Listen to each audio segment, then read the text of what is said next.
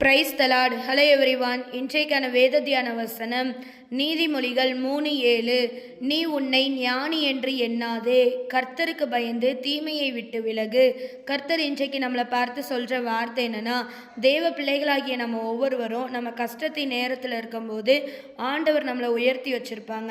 படிக்க ஞானத்தை கொடுத்து, வேலையில் ஒரு உயர்வை கொடுத்துன்னு நம்ம உயரத்தில் இருக்கும்போது நமக்குள்ளே ஒரு மனமேட்டிமை வந்துடுது. இது நான் கட்டின வீடு, நான் கஷ்டப்பட்டு உருவாக்கின தொழில், நான் படித்து வேலைக்கு போயிருக்கேன், என்னுடைய ஞானத்தினால தான் நான் உயர்ந்திருக்கேன்னு சொல்லிட்டு நாம் நினச்சிட்ருப்போம். இன்னொன்று, மற்றவங்க யாராவது நம்மக்கிட்ட ஒரு சஜஷன் ஏதாவது கேட்க வந்தாங்கன்னா அவங்களுக்கு நம்ம நல்லா அட்வைஸ் பண்ணிவிட்டு எனக்கு தெரியாதது எதுவுமே இல்லைப்பா அப்படின்னு சொல்லிட்டு நம்ம பெருமை பண்ணிகிட்டு இருக்கிறவங்களா இருப்போம்.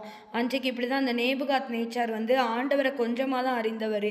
அவரே இந்த தானியேல் அவங்களெல்லாம் பார்த்துட்டு அவர் சொல்லும்போது ஆண்டவர் தான் மெய்யான தெய்வம் அப்படின்னு சொல்லிட்டு அவர் வாயினால் அறிக்கை பண்ணுறாரு.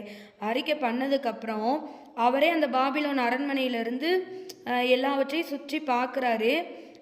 பார்க்கும்போது அவருக்கே தோணிடுது, இது நம்ம இதான் அப்படின்ட்டு, இது நான் கட்டின மகாபாபிலோன் என்று அவர் பெருமையாக பேசுகிறாரு.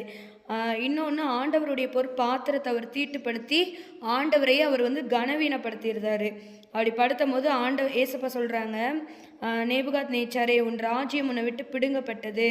நீ மாடை போல் வைக்கோல் புல்லை தான் திம்ப, காட்டு கழுதைகள் கூட தான் நீ இருப்ப, மிருகத்தோட படுத்துக்கொள்வ, அந்த மாதிரிலாம் சொல்கிறாரு. அப்போது அதாவது ஆண்டவரை பற்றி கொஞ்சம்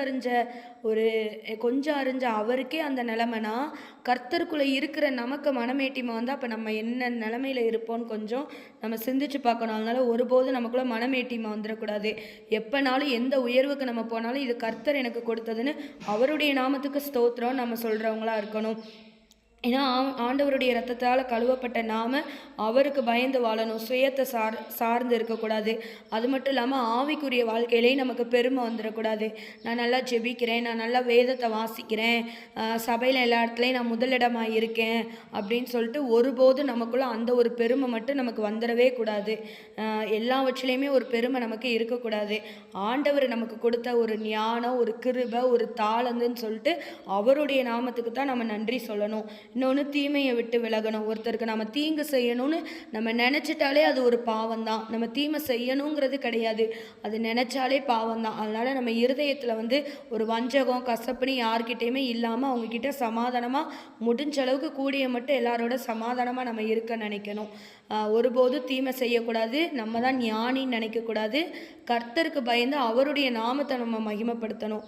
தேவன் தாமே நம்ம ஒவ்வொருவரையும் ஆசீர்வதிப்பாராக. ஆமேன்.